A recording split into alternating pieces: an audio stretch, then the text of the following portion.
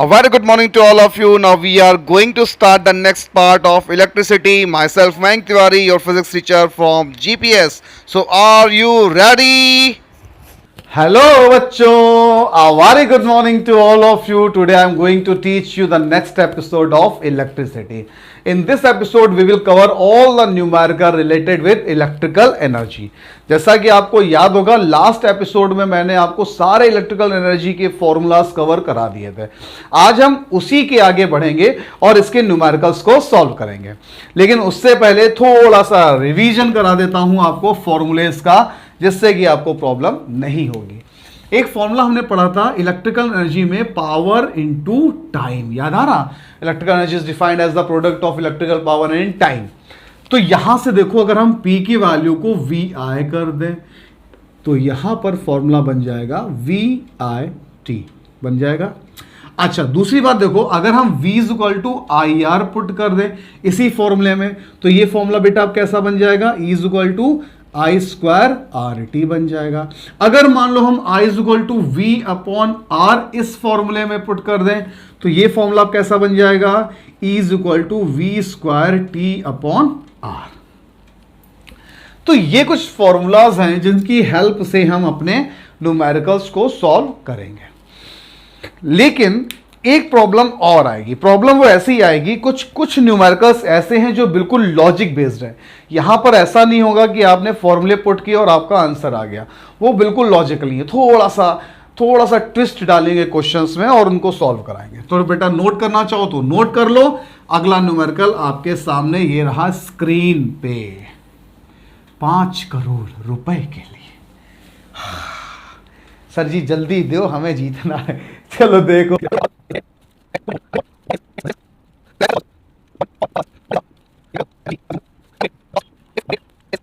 रहा है कि एक बल्ब है जिसकी रेटिंग दी गई है already 200 volt 100 what. What is its resistance? तो सबसे पहला काम वही जो हम लोग करते आए थे, क्या कि भैया जो कुछ है उसको लिख लो. Given data. किसने डाटा? गिवन ने डाटा. तो बेटा देखो क्या क्या दिया हुआ था. आपको वोल्टेज की वैल्यू दी गई थी 200 वोल्ट. फिर आपको पावर दिया गया था 100 वॉट. निकालना था रेजिस्टेंस. ठीक. फिर आपको बोला कि सच बल्ब्स लाइक 5 बल्ब्स. तो नंबर ऑफ बल्ब्स हो गए बेटे 5. कितना टाइम दे दिया? 5 घंटे जलाओ भाई, 5 आवर्स. और प्राइस भी दे दिया, रेट कर दिया ना, कैलकुलेट द कॉस्ट. तो पर यूनिट कॉस्ट कितनी दी गई थी? 5.20 रुपीज. अच्छा भैया, तो सबसे पहला टास्क हमारा क्या होना चाहिए कि क्वेश्चन को शुरुआत से चलता है. कह रहा रेजिस्टेंस फाइंड करो. तो यहां सिंपल होगा रेजिस्टेंस फाइंड करना. अभी थोड़ी ही देर पहले हमने किया था ना, P इक्वल टू VI किया था. फिर V की जगह हम IR रख दे तो क्या हो जाएगा? I स्क्वायर R हो जाएगा. और अगर I की जगह V अपॉन R रख दे तो क्या हो जाएगा बेटे? V स्क्वायर अपॉन R हो जाएगा. ठीक. तो आपके पास P भी है, V भी है, R निकालने में कोई प्रॉब्लम नहीं होगी. तो R यहां से आ गया V square upon P. V की वैल्यू बेटा कितनी थी? 200. तो रख दो 200 मल्टीप्लाई बाय 200 डिवाइडेड बाय 100. देखो P 100 हो गया. ठीक. टक टक टक टक. रेजिस्टेंस आपका आ गया 400 ओम. पहला आंसर आपका आ चुका है. क्या आ गया? 400 ओम. अब कह रहा था calculate the what is the electrical energy. तो हमें E की वैल्यू को भी फाइंड आउट करना है. E की वैल्यू फाइंड आउट करनी है तो E का फॉर्मूला हमने पढ़ा power into time. Power into time. लेकिन सर पावर तो दी है, टाइम भी दिया है. तो लगा दो बेटा, पावर होगी आपकी 100 वॉट, टाइम आपका कितना हो गया? 5 आवर. तो ये कितना आ गया? 500 वॉट आर. लेकिन जो 500 वॉट आया है वो किसके लिए आया है? एक बल्ब के लिए आया है. नंबर ऑफ बल्ब्स कितने थे? 5 थे. तो electrical energy consumed by 5 bulbs. अब कितना हो जाएगा बेटा? 5 मल्टीप्लाई बाय 500. तो ये हो गया 2500 वॉट आर. ये आपकी आ गई total energy consumed by 5 bulbs. अब कह रहा था कि भैया रेट भी निकालो। क्या निकालो? रेट निकालो। और आपको याद होना चाहिए कि जब भी हम रेट निकालेंगे तो जो कॉमर्शियल यूनिट होगी वो किलोवाट आवर की होगी। कितनी होगी बेटा? Kilowatt hour. तो हमने इसको क्या किया? किलोवाट आवर में चेंज कर लिया, तो ये आ गया 2.5 किलोवाट आवर। तो इलेक्ट्रिकल एनर्जी हमारी अब आ चुकी है 2.5 किलोवाट आवर। तो प्राइस निकालना बहुत सिंपल हो गया। कॉस्ट इज इक्वल टू कुछ नहीं करना है, इसकी मल्टीप्लाई कर दो। तो क्या हो जाएगा? 5.20 मल्टीप्लाई बाय 2.5। तो सिंपल है, 1 2 3 13 रुपीज भाई साहब बिल आ गया। अगर आप 5 बल्ब इस रेटिंग के 5 घंटे यूज करते हैं तो आपको इतना भुगतान करना पड़ेगा। कितने दिन के लिए? 1 दिन के लिए। बात समझ में आई? अगला न्यूमेरिकल चलो देखो, नोट करते चलना। अगला न्यूमेरिकल को मैं लिखूंगा, उसको पॉज करके सॉल्व क्वेश्चन करने की कोशिश करोगे, ठीक है?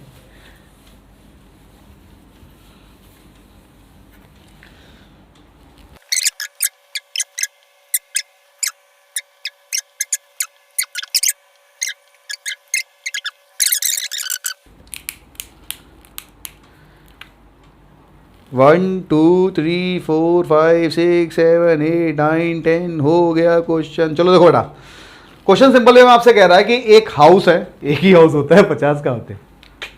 इन house 260 watt electric bulbs are lighted. तो सबसे पहले देखो हम बात करेंगे बल्ब की। किसकी? बल्ब की। ठीक, चलो देखो बल्ब के लिए उसने बोला कि नंबर ऑफ बल्ब, सबसे पहले देख लो कितने नंबर ऑफ बल्ब थे बेटे? 2। इसकी पावर कितनी थी? 60 वॉट। ठीक, यहां तक काम हमारा हो चुका था। ठीक है, are lighted for 4 hours. Timing भी दे दी आपको 4 आवर्स। फिर बोला 300 वॉट बल्ब्स। अब बल्ब ये भी है लेकिन वो अलग रेटिंग के हो गए। तो हम सेकंड केस पर आए, वहां पर नंबर ऑफ बल्ब्स कितने हो गए बेटे? नंबर ऑफ बल्ब्स हो गए कितने? 3। उनकी पावर कितनी हो गई? 100 वॉट। टाइमिंग कितनी हो गई? 5 आवर्स। कह रहा है calculate the energy consumed in 30 days. तो सबसे पहला काम क्या करेंगे? इसकी एनर्जी निकालो, E1 लिख लो। तो E1 equal to P into T, power into time. Number of bulbs कितने थे? 2, तो वो भी लगा दिए। पावर कितनी था बेटा? 60। टाइम कितना था? 4। Number of bulbs 240 multiply by 2, 480 watt hour. पहला काम हो गया। अब बेटा E2 के लिए सेम काम, E2 के लिए भी P into T. Number of bulbs कितने थे? 3, तो उसको साइड में लगा दिया। पावर कितनी थी बेटा? 100। टाइम था 5 आवर मल्टीप्लाई बाय 3, जो 1500 वॉट आवर आएगा सर। मान लिया बेटा, बिल्कुल आएगा।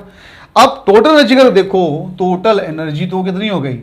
E1 plus E2। ठीक, वो आया बेटा 480 प्लस 1500। जरा ऐड करना, बताना कितना आएगा? 0891 1980 वॉट आवर आपका आ चुका है। कितने दिन के लिए बेटा? For 1 day. तो फॉर 30 डेज क्या हो जाएगा? फॉर 30 डेज क्या हो जाएगा? 1980 मल्टीप्लाई बाय 30, जो आएगा वॉट आवर में हमारा आंसर आ सकता है। या फिर चेंज करना चाहो तो उसको आप किलो वॉट आवर में भी चेंज कर सकते हो। तो देखो कितना आएगा? ये आ रहा बेटा। तो अब इसको अगर आप वॉट आवर में चेंज करो तो 59.4 किलो वॉट आवर आपका आंसर हो जाएगा। देखो क्रॉस चेक करो, तुमने जो किया वो सही कि गलत। आगे बढ़ते हैं अगले क्वेश्चन की तरफ। देखो अब थोड़ा सा अच्छे क्वेश्चन लाते हैं। थोड़ा अच्छा क्वेश्चन लाना बहुत जरूरी है सर जी।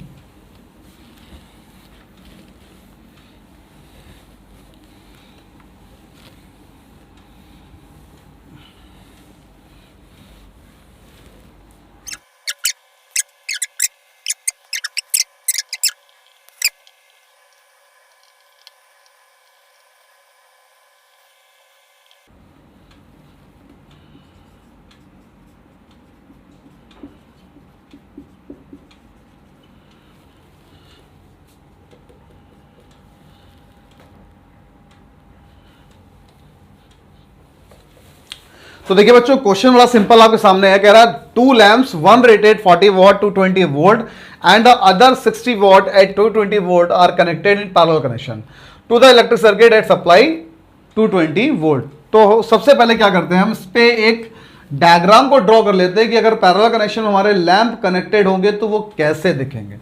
तो सिंपल वे में आपको इतना तो समझ में आ ही गया होगा अब तक सर्किट डायग्राम बनाते बनाते कि हमें शो कैसे करना है। यहां पर हमारी हो गई सप्लाई कितनी, 220 वोल्ट की, ठीक। ये हो गया हमारा लैंप सेकंड, ये हो गया लैंप फर्स्ट, ठीक। तो इस तरीके से हमने सर्किट डायग्राम को शो कर दिया। तो पहला काम तो हमारा इजीली हो गया है। लेकिन दूसरा जो काम कह रहा है calculate the current drawn from the electric supply 220 volt. इस क्वेश्चन को बेटा बहुत अच्छे से समझना, क्योंकि कभी कभी पैरेलल की जगह सीरीज बोल देता है, ठीक। कभी कह रहा है कि calculate the current drawn from the electric supply, कभी आपसे यह भी पूछ सकता है कि calculate the current from each lamp. तो उन क्वेश्चंस को कैसे करना है यह समझना है।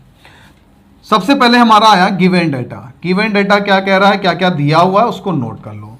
तो इस हिसाब से आपको P1 दिया हुआ है 40 वॉट, V1 दिया है बेटे 220 वोल्ट, P2 दिया है आपको 60 वॉट, V2 दिया है 220 वोल्ट, ठीक है। चलो अच्छी बात है। आपसे पूछ क्या रहा है, I1 I2 यानी टोटल करंट की value which is I equal to I1 plus I2 की वैल्यू हमको फाइंड आउट करनी है, ठीक है, कोई प्रॉब्लम नहीं। अब आप में से कई लोग दिमाग ये लगा रहे होंगे कि sir P equal to VI लगा दो, P इक्वल टू VI लगा दो तो I1 I2 की वैल्यू आ जाएगी। नहीं बच्चा, ऐसा नहीं है। इतना हलवा होता तो देता ही काहे को। क्या करना है, पैरेलल कनेक्शन है, ध्यान रखिएगा, पैरेलल बोले या सीरीज बोले, हमें रेजिस्टेंस निकालना पड़ेगा। इस केस में क्या निकालना पड़ेगा, रेजिस्टेंस की वैल्यू को फाइंड आउट करना पड़ेगा। मोस्ट इंपॉर्टेंट क्वेश्चन है बेटा, लिख लो, बहुत ज्यादा इंपॉर्टेंट क्वेश्चन है। ऐसे ही क्वेश्चन आएंगे आपके बोर्ड में। क्या किया, P1 V1 की हेल्प से R1 को निकालो, P2 V2 की हेल्प से R2 की वैल्यू को फाइंड आउट करो। सबसे पहला टास्क हमारे पास ये आया। तो फॉर्मूला आपको याद होगा, P equal to V square upon R होता है, तो 1 1 1 लगा दो। अगर यहां से देखो तो R1 इक्वल टू बेटा कितना हो जाएगा, V1 स्क्वायर अपॉन P1, ठीक। V1 की वैल्यू को रखो तो 220 volt multiply by 220 volt divided by P1 कितना था, 40 वॉट था। पुट कर दो बच्चा, कट किया कट किया कट किया कट किया, बिल्कुल नहीं, जीरो नहीं कटेगा, 11 आया। तो ये आ गया आपका 1210 ओम। कट करके देख लीजिएगा, ठीक है। वैसे ही हम अगर R2 के लिए आए तो P2 equal to V2 square upon R2, और यहां से R2 की वैल्यू कितनी आ जाएगी बच्चा, V2 square upon P2। Value को पुट करो, 220 मल्टीप्लाई बाय 220 डिवाइडेड बाय 60, ठीक है। कट कट बिल्कुल कट, टक टक टक टक टक टक टक टक टक।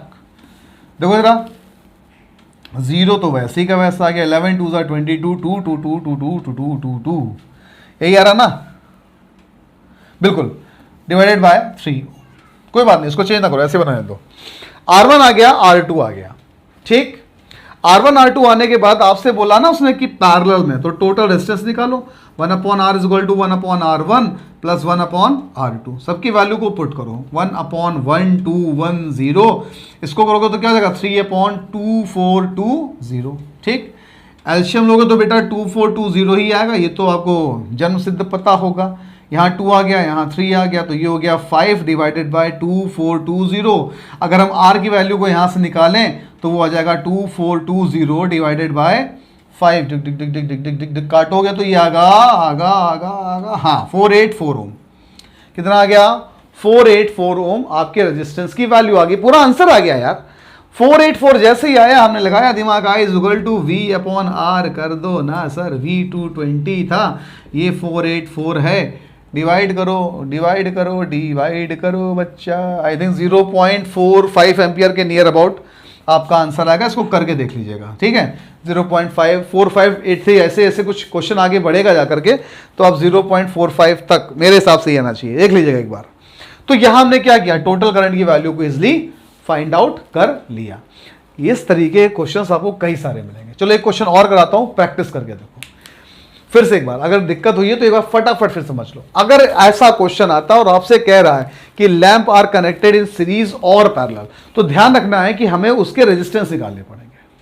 रेजिस्टेंस निकाल करके उसको ऐड करना, सीरीज और पैरेलल में आपको सिखा चुका हूं, वैसे ही ऐड करना है, डायरेक्टली वैल्यू को पुट करना और आप अपना आंसर निकाल सकते हैं। जैसे मान लो फॉर सपोज इसी क्वेश्चन में यहां तो बोल दिया है टोटल करंट, अगर ये कहीं कह देता कि find the current for each lamp, तब क्या करते?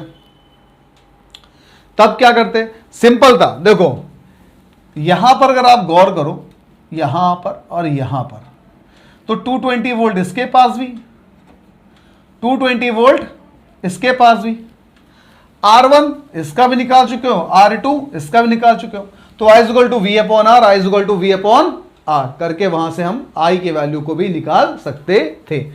कैसे? I equal to V upon R, I equal to V upon R, क्या करना था? 220 divided by 1210, 220 divided by 2420 divided by 3, वहां से आपकी वैल्यू पर्टिकुलरली करंट के लिए आ जाती। क्लियर हुआ? तो ऐसा ही एक क्वेश्चन और करते हैं जिससे कि थोड़ा सा कंफ्यूजन जो है भी वो भी खत्म हो जाए। ये एपिसोड सच में बहुत इंपॉर्टेंट है बच्चों, 4 मार्क्स श्योर है, ये समझ लो आप। ऐसा ही क्वेश्चन और करता है।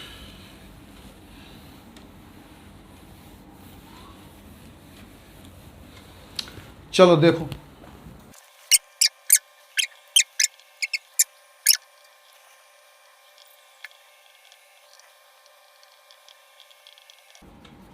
बड़ा प्यारा क्वेश्चन है बच्चों। देखो क्या कह रहा है, कह रहे calculate the power use in 2 ओम, मतलब 2 ओम के अक्रॉस पावर क्या होगी वो फाइंड आउट करना है। ठीक, कब कब? जब 6 वोल्ट की बैटरी लग रही है सीरीज कनेक्शन में ये, तो इस 2 ओम के अक्रॉस क्या निकालना है? पावर की वैल्यू। और जब 4 वोल्ट के साथ पैरेलल कनेक्शन है तो इस 2 ओम के अक्रॉस पावर की वैल्यू को फाइंड आउट करना है। मैं हिंट दे रहा हूं, सॉल्व आपको करना है। केस फर्स्ट के लिए अगर हम आए तो इसका एक डायग्राम बनाओ।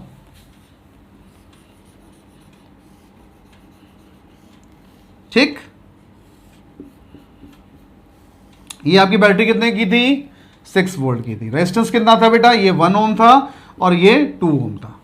तुम्हें निकालना क्या है? इस रेजिस्टेंस के अक्रॉस पावर की वैल्यू को तुम्हें फाइंड करना है। केस 2 में क्या कह रहा है? केस 2 में कह रहा है 2 रेजिस्टर यहां पर भी हैं, लेकिन यहां पैरेलल कनेक्शन है और बैटरी जो लगी है वो कितनी है बेटा? 4 वोल्ट की है। ठीक, ये 12 ओम है, ये 2 ओम है। यहां पर भी आपको इस 2 ओम के अक्रॉस पावर की वैल्यू को फाइंड करना है। लगाओ दिमाग, देखें किसके पास है।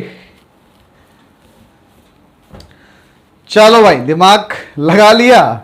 चलो सॉल्व करना शुरू कहां से? हाँ, यहां अगर गौर करो, अगर हमें पावर निकालनी है तो पहले सबसे पहले दिमाग क्या लगाना? पावर के फॉर्मूलों पे। P इक्वल टू क्या था? एक VI था, एक P इक्वल टू क्या था?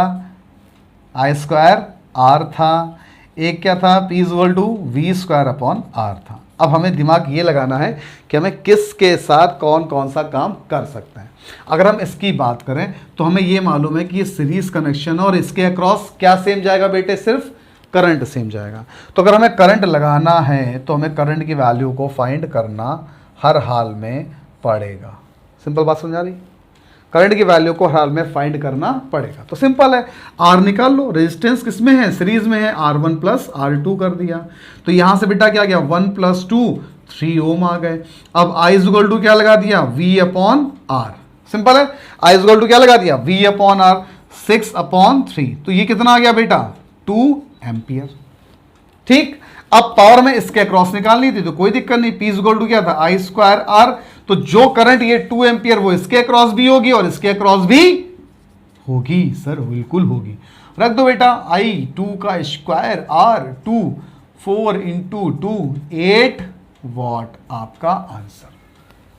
वही काम इधर करते हैं, इधर पैरेलल है और थोड़ा सा और दिमाग लगाते हैं, सिंपल करने की कोशिश करते हैं। सेम फॉर्मूला क्या क्या था बेटा? P इक्वल टू VI लगा सकते हैं, P equal to V square upon R लगा सकते हैं, P equal to I square R लगा सकते हैं। तो यहां पर हमें थोड़ा सा राहत मिल गई। कैसे मिल गई? कि वोल्टेज तो हर एक रेजिस्टेंस के अक्रॉस सेम रहेगा। क्यों? क्योंकि ये पैरेलल कनेक्शन है, यहां पर भी 4 वोल्ट, यहां पर भी 4 वोल्ट, तो यहां हमें रेजिस्टेंस को निकालने की नीड नहीं पड़ी। सीधे वैल्यू पुट करिए, P is equal to V square R, यानी V हो गया 4 का स्क्वायर, R हो गया आपका 2, 4 का स्क्वायर 16 डिवाइडेड बाई 2, 8 वॉट। आपका आंसर आ गया। देखने में क्वेश्चन बड़ा खतरनाक लग रहा था, लेकिन निकला कैसा? चुहिया जैसा। ये तो वही बात होगी कि खोदा पहाड़ और निकली चुहिया। वैसे किसी का नाम क्लास में चुहिया तो नहीं रखा है तुम लोगों ने। अच्छा चलो एक और न्यूमेरिकल देखते हैं, एक लास्ट न्यूमेरिकल, इसके बाद हम लोग आएंगे heating effect of electric current पे। ये लास्ट न्यूमेरिकल हो, अच्छा सा क्वेश्चन है, बढ़िया क्वेश्चन है ये। ठीक है, क्या कह रहा है?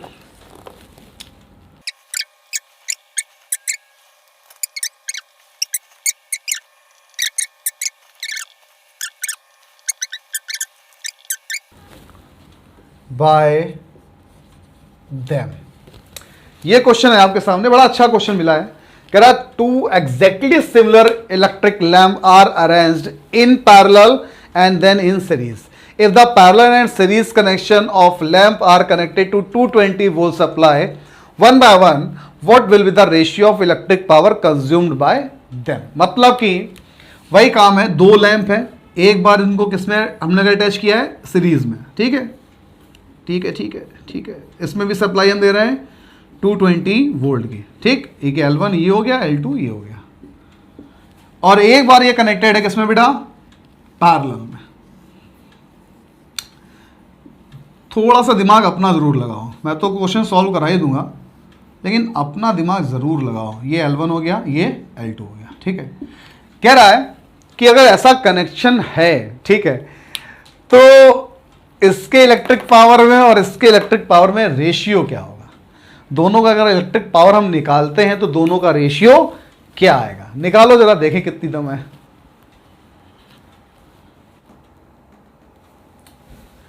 देखो बच्चों, ज्यादा टाइम वेस्ट नहीं करते हैं, सिंपल है। उसने एक वर्ड जो आपको बोला, अगर आप यहां दिमाग लगाओ, two exactly similar electric lamp, मतलब दोनों जो लैंप है वो सिमिलर है, कोई भी चेंजमेंट नहीं है। अगर वो सिमिलर है तो ऑब्वियस सी बात है उनके रेजिस्टेंस भी सिमिलर होंगे। पहला दिमाग तो यहीं से चल जाना चाहिए था।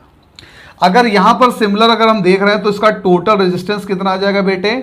2R आ जाएगा। वोल्टेज कितना दिया था? 220 वोल्ट दिया था। R और V की हेल्प से हम पावर निकाल सकते हैं, बिल्कुल निकाल सकते हैं sir. P is equal to V square upon R, बोलो हाँ। तो ये हो गया 220 का square divided bye 2R। Yes, बिल्कुल ठीक है। अब इस पर आइए, अगर हम इसके रेजिस्टेंस की बात करें तो हम निकाल सकते हैं 1 upon R is equal to 1 upon R1 plus 1 upon R2, बोलो हाँ। RP लिख लो, तो 1 upon R plus 1 upon R is equal to 2 upon R by 2। तो इसका जो टोटल रेजिस्टेंस आया वो कितना आ गया बेटे? R बाई 2 आ गया। आ गया।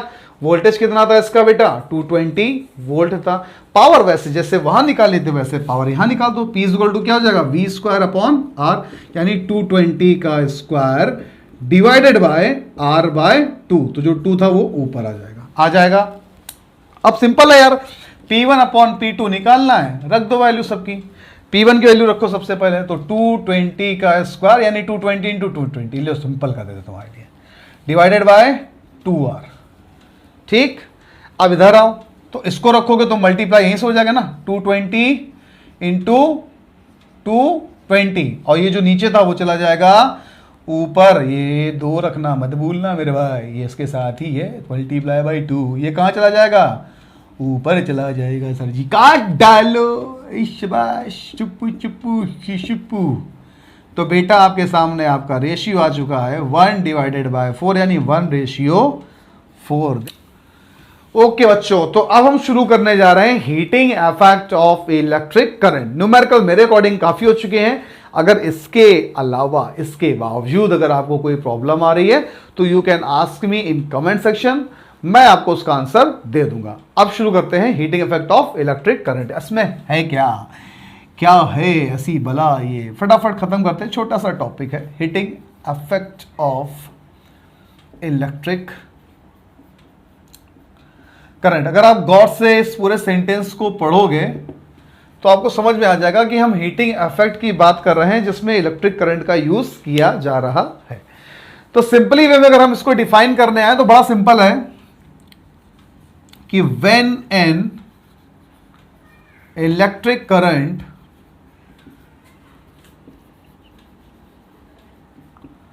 passed through a high resistance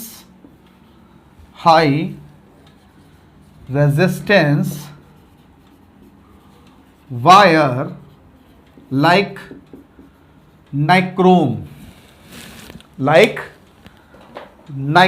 wire. Nichrome wire के बारे में सुना होगा, नहीं सुना है तो सुन लो। नाइक्रोम वायर क्या होता है बेटा, इसमें जो रेजिस्टेंस है वो बहुत ज़्यादा होता है। क्यों ज़्यादा होता है? क्योंकि ये अलॉय से बनाया जाता है, ठीक है। हाँ, कहा था when electric current pass through a high resistance wire like nichrome so the wire become very hot. This effect is known as heating effect of electric current. अब बात समझ में आई कि जैसे मान लो मेरे पास कोई वायर है जिसका रेजिस्टेंस बहुत ज़्यादा है। क्या ज़्यादा है बेटा? रेजिस्टेंस बहुत ज़्यादा है। अगर रेजिस्टेंस ज़्यादा होगा और हम उसमें करंट अप्लाई करेंगे तो क्या होगा, वहां पर वो वायर बहुत गर्म हो जाएगा। अच्छा, ऐसा क्यों होगा इसको भी समझने की कोशिश करते हैं। जैसे मैं बोलूँ आपसे कि हाँ चलो, घर पर गर्ल्स के लिए बड़ा अच्छा एग्जाम्पल है। आप मिक्सर ग्राइंडर तो यूज़ करते ही हो। मैं अगर आपसे कहूँ कि बेटा ऐसा करो, आपको अपना जूसर मिक्सर ग्राइंडर यूज़ करना है और फॉर सपोज आपको मैंगो मिल्कशेक बनाना है, तो आप क्या करते हो? अपने मिक्सर को यूज़ करते हो, बटन दबाते हो। थोड़ी देर बाद जब आप करीब 10 मिनट ऑपरेट कर लेते हो तो आपको फील होता है कि जो आपका मिक्सर ग्राइंडर है ना, वहाँ पर काफ़ी हीट एनर्जी डेवलप हो गई है। गौर करना, वहाँ पर काफ़ी क्या हो गई है? हीट एनर्जी डेवलप हो गई, गर्म हो गया है काफ़ी। ऐसा क्यों? क्योंकि कंटिन्यूसली बेटा वहाँ क्या हो रहा है? एक फ्रिक्शन जनरेट हो रहा है और इस फ्रिक्शन की वजह से क्या हो रहा है? वहाँ पर हीट एनर्जी प्रोड्यूस हो रही है। वही काम यहाँ पर होता है। जैसे मान लो फॉर सपोज मेरी इलेक्ट्रिक करंट ऐसे जा रही है, इलेक्ट्रिक करंट जा रही है। अब ये नाइक्रोम वायर है, इसका रेजिस्टेंस ज़्यादा है। रेजिस्टेंस ज़्यादा है तो इसकी रेजिस्टिंग पावर ज़्यादा है। करंट को क्या करेगी? रेजिस्ट करेगी। तो जब करंट को रेजिस्ट करना शुरू करती है तो वहाँ पर हीट एनर्जी प्रोड्यूस होना शुरू हो जाती है। वहाँ से ये आया heating effect of electric current. अच्छा, एक प्रॉब्लम और भी आई। कई बच्चों का कंफ्यूजन ये रहता है कि सर क्या हीटिंग इफेक्ट सारे अप्लायंसेस के लिए होगा?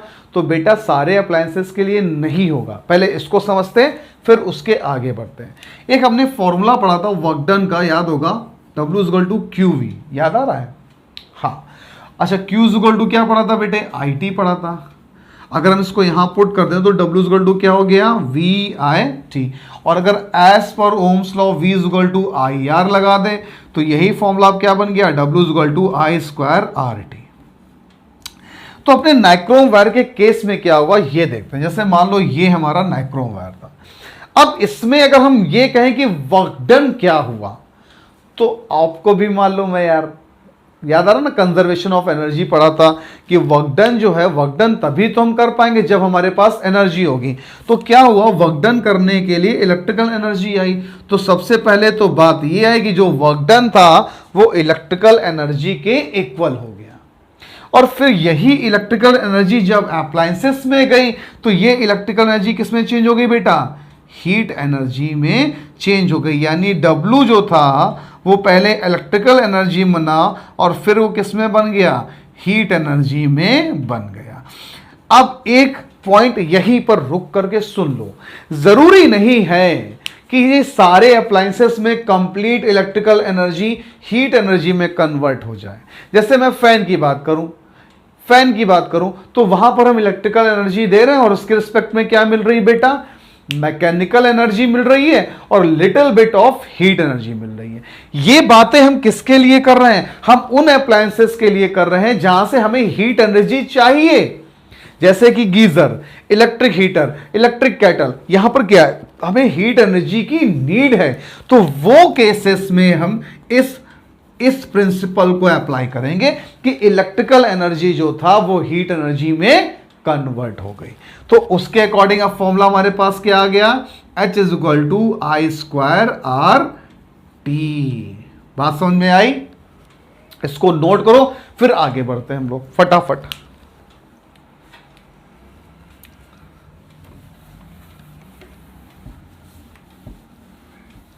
अब बच्चे पॉइंट आया हमारे पास क्या, factors affecting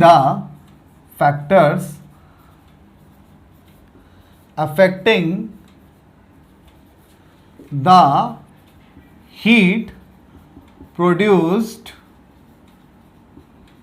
due to electric current.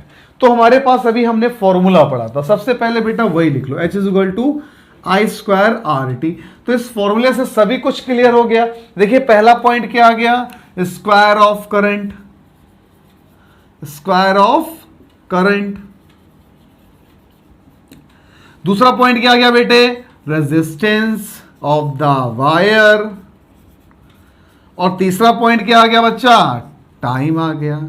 अब देखो सिंपल है, अगर आप फॉर्मूले को गौर से देखो तो H is directly proportional to I square, H is directly proportional to resistance, H is directly proportional to time.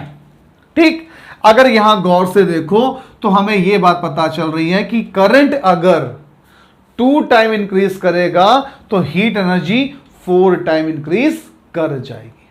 बात समझ में आ रही, क्या हो गया, heat energy is directly proportional to the square of current. दूसरा क्या आया, हीट एनर्जी की अगर हम बात करें, heat produce due to electric current, तो क्या आ गया, रेजिस्टेंस के डायरेक्टली प्रोपोर्शनल है। जितना ज्यादा रेजिस्टेंस बढ़ता जाएगा वायर का, उतनी ज्यादा हीट एनर्जी भी इंक्रीज करती जाएगी। जितने टाइम तक हम ऑपरेट कराएंगे उतनी ज्यादा हीट एनर्जी बढ़ती चली जाएगी। जो सर मिक्सर ग्राइंडर यूज करो, थोड़ी देर अगर ऑपरेट कराओ तो थोड़ा हीट एनर्जी एमिट होती, काफी देर कराए रहो तो काफी देर कराने के बाद काफी सारी हीट एनर्जी भी एमिट होती है। तो ये आ गया हमारा heating effect of electric current. कुछ लोग इसको जूल्स हीटिंग इफेक्ट के नाम से भी जानते हैं, तो भूलिएगा नहीं, ठीक है। अच्छा, अगर मैं इसकी बात करूं इस फॉर्मूले की, तो हीट एनर्जी की एसआई यूनिट क्या होगी बेटे, जूल होगी, तो भूलना नहीं। यहीं से ये एपिसोड होता है हमारा फिनिश। नेक्स्ट एपिसोड में आपका इलेक्ट्रिसिटी कंप्लीटली फिनिश हो जाएगा। सीबीएसई बोर्ड के लिए यही एपिसोड आखिरी था, खत्म हो चुका है। अगला एपिसोड जो है वो सीबीएसई अगर चाहे तो पढ़ सकता है, लेकिन वो आईसीएसई स्टूडेंट्स के लिए बहुत इंपॉर्टेंट होने वाला है। तब तक के लिए stay at home, stay safe, mummy papa की रिस्पेक्ट करो, देश हित में हमेशा सोचो। जय हिंद, वंदे मातरम, बाय बाय।